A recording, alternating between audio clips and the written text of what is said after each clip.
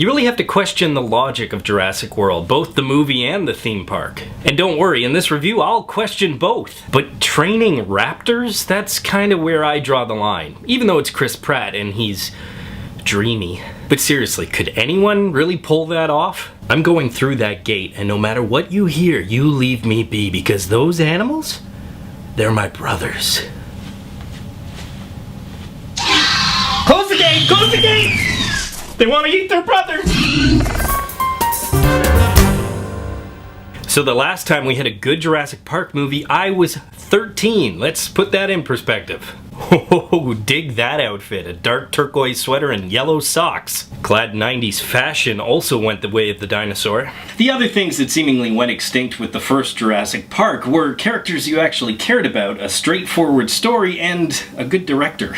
Now, I'd like to give more credit to Jurassic World's director, Colin Trevorrow, but why? Do his previous films suck? They suck, don't they? Let him finish. The fact is, he hasn't really done anything of note, nothing I've seen anyways, and so the only thing I can say about his direction is that this seemingly unknown director did an amazing job juggling this dino-sized blockbuster. Alright, so let's talk about the second part, the story. Now, when it comes to the work of Rick Jaffa and Amanda Silver, I am familiar because the two of them have really made a name for themselves in the most recent Planet of the Apes films. So we know that they can write half-decent blockbuster scripts for franchises that are already pre-established. My question is, why not go for a fully decent script? Which they did with the Apes films, but apparently couldn't do with Lizard films. Now don't get me wrong, this Lizard movie has exactly that. Lots of awesome dinosaurs, and it has a lot of things that you would want out of a summer blockbuster. Destruction, Chris Pratt, and Bryce Dallas Howard progressively wearing less and less clothing and getting sweatier and sweatier. Let him finish. But you know the one thing it didn't really have? Logic. Not once did I ever question the science behind a society of talking apes, and yet with Jurassic World, I often question the logic. Or some of the choices the characters made. I'll even skip past Chris Pratt's character Owen and his dino buddies fighting crime, because the science behind him imprinting himself with this flock of raptors was believable, and he was one of the only characters where you really didn't question his decisions all the time. I question why Vincent D'Onofrio's character thought militarizing dinosaurs was a good idea. I question why the InGen scientists created the dinosaurs they did, and I really question how the new park got off the ground in the first place. But just for a moment, think what actual patrons are thinking before they go to Jurassic World. Did you hear they're opening that dino theme park and charging thousands of dollars, even though people died the first time they tried to open one, and then that thing in San Diego, and those two separate trips where a lot of people died on two separate islands? Yeah, are you going? No, but I'm sending my 2 children unattended. In fact, the film itself at one point is even hypocritical, because Bryce Dallas Howard's character questions one of her staff members for wearing a t-shirt from the original Jurassic Park. In fact, she calls it distasteful. Ignoring the fact that she herself runs a park on Isla Nubla, the original site. That's like building Disney World on Little Bighorn. So as I mentioned before, unlike the first film, there aren't that many characters that you really root for or want to get behind, although Pratt plays the part of hero very well. But we found that out last summer. At times, his character was chauvinistic, even though I felt there was inconsistencies in Silver and Jaffa's writing. His character wasn't really a bad person, it just seemed that they were seemingly throwing in summertime humor simply for the blockbuster formula. But Pratt does make the most of it, and he makes the most of his intense face too.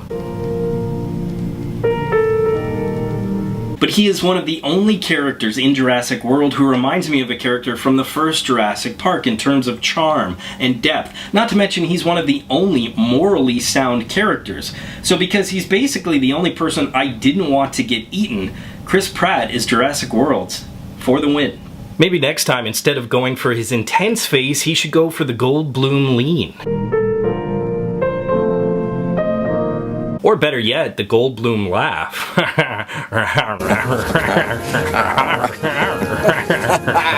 But even if the characters weren't enough, as an adult, not a 13-year-old anymore, I wasn't satisfied with the dinosaurs anymore. I wanted more tension, I wanted more kills, and on a few separate occasions I actually rolled my eyes at the action. That has everything to do with Blue, the beta raptor in Owen's group, sharing longing looks not only with Owen, a human, but with a T-Rex as well. showing what everybody believes, that raptors, like all predators, are known for their sense of fraternity. And yet not once did they use the line, "You're my boy, Blue! You're my boy."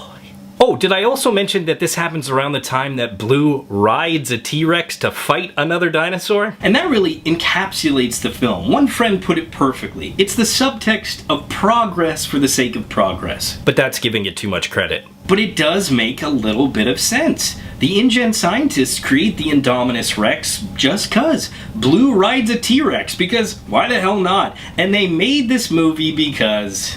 it's Chris Pratt riding a hog with a flock of raptors, so that's why. For me, and the 13-year-old me, that's not a good enough reason to continue the franchise. Sure, it's better than the second one. It's leaps and bounds better than the third one, but I'm not really dying to see it again, and it still doesn't match the original. Surprisingly, the 13-year-old me is dying a little, saying that Jurassic World is a burn it. Poll question, what is your favorite dinosaur movie? As always, leave your answers in the comment section below. Be sure to subscribe to Real School, follow me on Twitter, and of course, if you get anything out of Real School, you can always give a little back. Just click the link and you can become a Real School patron. But until next time, school's out.